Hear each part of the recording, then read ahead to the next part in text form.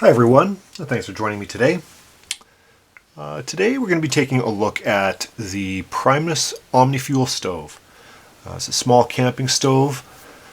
I originally picked this up as a lightweight alternative to my big green Coleman 2-burner stove that was probably made back in the 60s. It's still going strong, by the way. I just wanted something a little bit more lightweight and portable. And I did have some experience with the MSR Dragonfly and the MSR Whisper Light. And really the Whisper Light is more comparable to this Primus stove. And I did a lot of comparisons and settled on the Primus. Just had a few features that I preferred. And that was a couple years ago, and this stove has been performing at every one of my camps since, and it just works amazingly. So let's take a look at the stove. It comes in this bag. This, just so you guys know, first of all, this is an Omnifuel, so it will burn pretty much anything you put into it. It will burn butane, gasoline, kerosene, diesel, paraffin, avgas, propane, mixed gas, you name it. It burns it. I've even heard stories of burning like vegetable oil in this thing. It's amazing. I don't know if that's really recommended, but I've heard stories of it. So the dimensions of the case that it comes in, which is like a soft case, is about 10 by 10 by, let's say 3 inches, 10 by 10 by 3. It is, I mean, you can move it around, so it's relatively easy to pack. It's not like a cube that can't be squished. So inside it's just fastened by Velcro.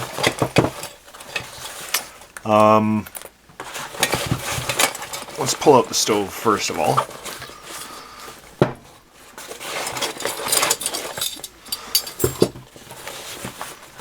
that off to the side here. This is how it packs up. Very easy to deploy. So basically what you do is you straighten that out.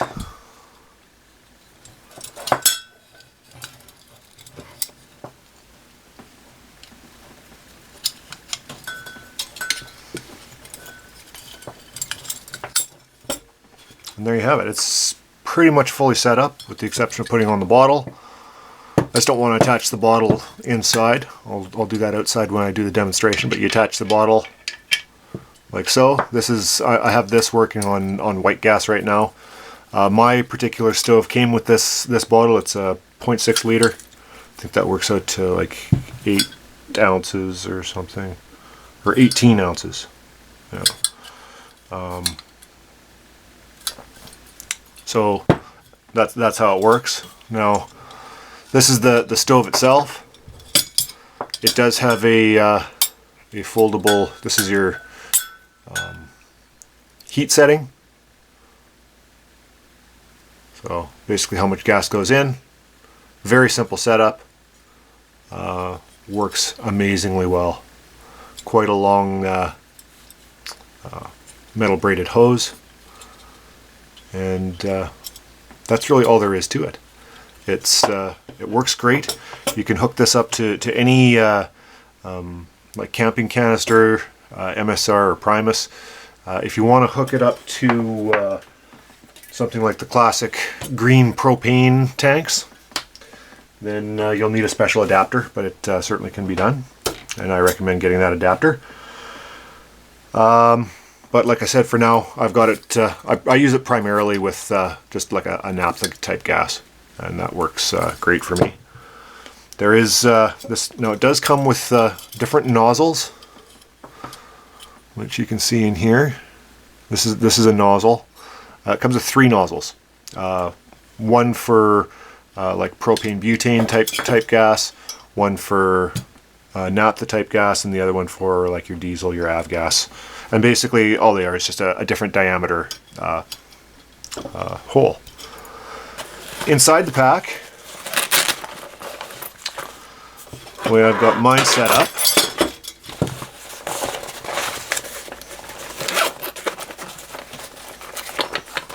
I've got matches. I always keep Strike Anywhere waterproof matches in with my stove, just for lighting purposes. You'll always be able to light your stove. This is just the cap for this bottle. I always leave the pump in the bottle. If it's down and not pressurized, I don't see any issue with it. Never had any problems with it leaking or anything like that. This is the special tool. It's designed to first of all, it's got the wrench on it so you can change your nipples. And it's also got, it's kind of tough to see, there's a little super fine little wire there, and that's for cleaning your jets. Cleaning that little hole, which can get dirty from time to time, and then it just won't burn properly. But if you unscrew it with this and clean it out, it works fine.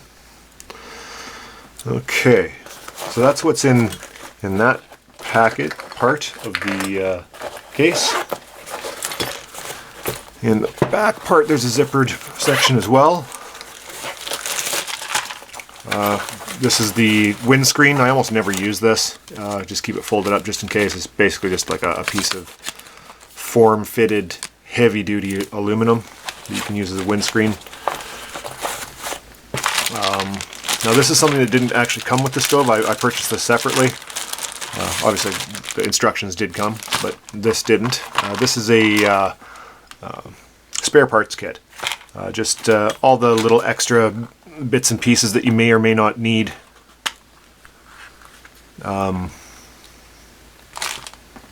Such as your grease, extra priming pads, extra O-rings, extra nipples, all sorts of little handy dandy little bits and pieces that may break or become lost. It's good to have a nice little spare parts kit, because the last thing you want happening is your stove to go down while you're out in the bush. So you want to be able to make field repairs. That's really how I have my stove set up. Like I said, I've been using it for quite some time now, and it works great. This thing boils water. I think the advertised time is somewhere around the 2-minute mark, but I mean it's so subjective when it says it boils water in this long. I mean, how big is the container? How much water? At what altitude? Blah blah blah. I don't really buy into those. I do know that it boils water very quickly, as quickly as an MSR Dragonfly or Whisperlight. I mean, if not faster. It seems actually to be burn a little bit hotter than those ones. Whether or not that's just how it appears to be, I'm not sure. That's not based in fact. That's just based in my experience. A few of the stats. We've got a 15.6 ounce weight with the pump. The output, they say, is 3,000 watts or 10,500 BTU per hour. They say the boiling, I said the boiling time is 2 to 3 minutes. It's manual ignition. They say it's suitable for 1 to 4 people. I found that to be the case. I mean, it's basically you got one burner, folks. I mean, if you're boiling water and that type of thing, it's great. The way I use this is I use this as part of my system. I do most of my cooking over an open fire, actually, when I'm out camping. And this is usually just for boiling water for coffee, or perhaps cooking eggs in a fry pan or something along that lines. They say the burn time is 70 minutes on a 230 gram fuel cell, and it includes a windscreen. You can see the pump is made out of steel, which is different than the MSRs. It's one of the selling points for me. I like having stuff that isn't going to break quite as easily. this collar is plastic, but I mean it's a very, very durable kind of nylon plastic, you can see. Now if you'll notice, it says off here and then it says on here. That's how you turn it on and off. Basically, if you look at it, this nozzle is coming out on an angle, and that's how it goes through. So when it's on, you want it in this direction so that the nozzle is picking it up from the lowest point in the can. And to turn it off safely, you turn it upside down, and this will be in the airspace. And what that will do is allow you to burn it until it clears all the fuel from the line. It'll go out itself, and then you'll be able to safely disconnect everything. There won't be any pressure in the line, and everything's safe. Now, one of the things that I also did get, and I'll use it for larger family trips or extended trips, is a larger fuel can. This is a 1 liter, whereas this is a 0.6. You can see the size difference. This also works great. Like if I bring this one, I do bring them both because I normally do run it off this, and I'll just use this as a secondary. But the pump does fit in this one as well. So there you have it. It's I know that this particular stove is also available in a titanium model, where you'll pay almost double the price, and you'll save 3 ounces. So if you're one of those crazy weight people, that might be an option if you're willing to double the price on it. If you're not, and you're like me, this one will work just fine for you. This one, the suggested retail price is $190. So darn near $200 for a little stove. But like I said, there's really nothing to break on it. It's very, very sturdy. It'll last you your lifetime for sure. And as well, I just checked it out on eBay today. You can find these for around the $125 range. One of the main reasons for me for purchasing this particular stove is I also wanted a stove that would work in a WROL SHTF kind of situation where, I don't know where my fuel may be coming from. It's a great prepper stove because you can use any kind of liquid fuel that you can come across and it'll work for you. And it packs up into a small package. It'd be great for your bug out bag, that type of thing. Some people will complain about, the size weight constraint. But to me, this really packs up into a small kind of tight package. I really have no problem with the size that it ends up being. It certainly packs up to be, quite a small package.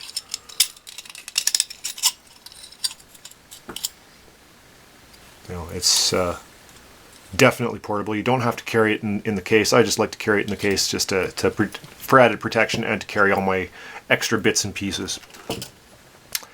So now that you know that I thoroughly recommend this product, let's take it outside and we'll show you how it works. Okay folks, here we are outside, and it's relatively chilly, so it's probably going to take a little bit longer, but what I want to do is basically just show you how long it takes to get something going here. The first thing you do is take everything out, open it up, a little bit slower with gloves on.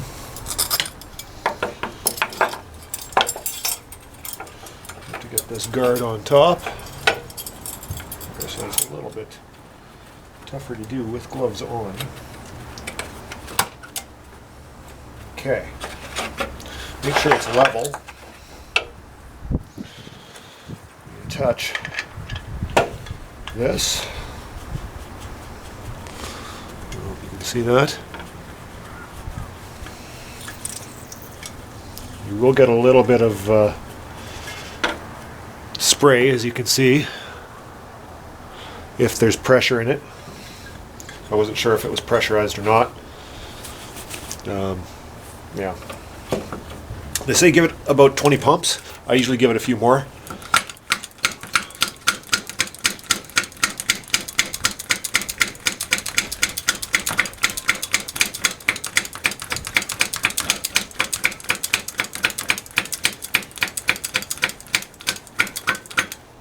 So that was 60, I guess.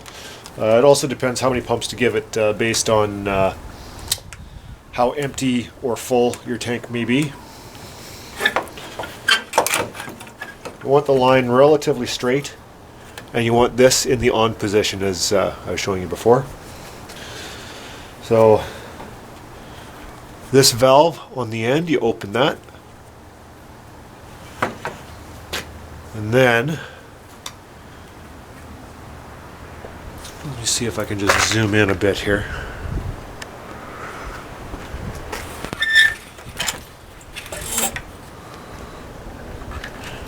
Okay, so then when you turn this on, what it's going to do is it's going to squirt a little bit of liquid fuel inside there. And what that does is there's a priming pad. It's made out of fiberglass or something, and you have to prime it first.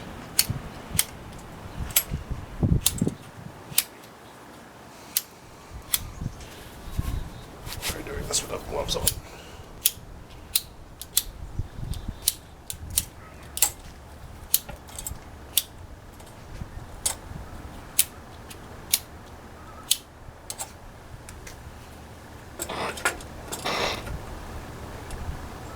So this is the priming mode.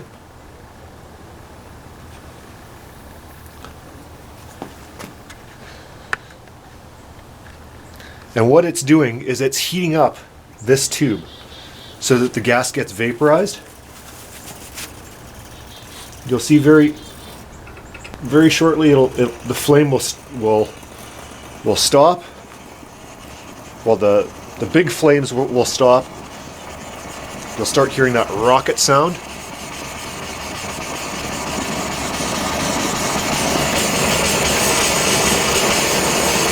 And we're just about good to go.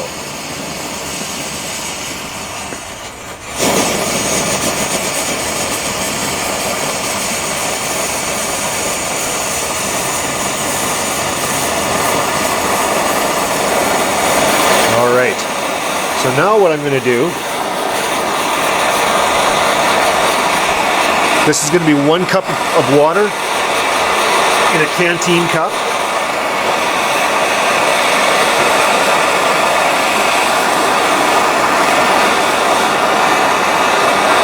I'm going to put it on, hit start, and we'll come back when it starts to boil. I'm going to leave it uncovered. Okay, we'll be right back.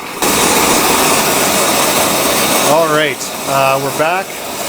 We're sitting at 1 minute and 30 seconds, and we've got, as you can see, a full-on rolling boil.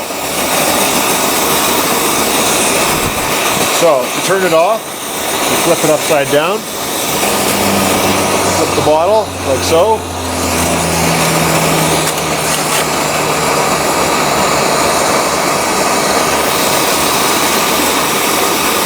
Take your item off the flame. I don't know if you can make it out, but it is red hot on the pot holders.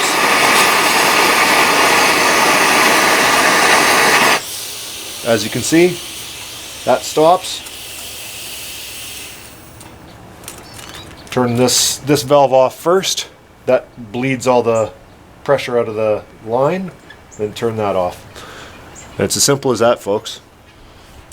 You have a nice boiled cup of water. Now I also just wanted to show you